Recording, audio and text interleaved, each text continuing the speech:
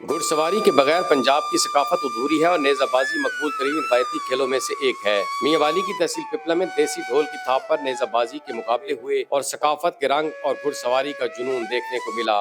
इन मुकाबलों में नेजाबाजी के कई नामवर क्लब शरीक हुए और नेजाबाजों ने महारत और जज्बे का मुजाहरा किया।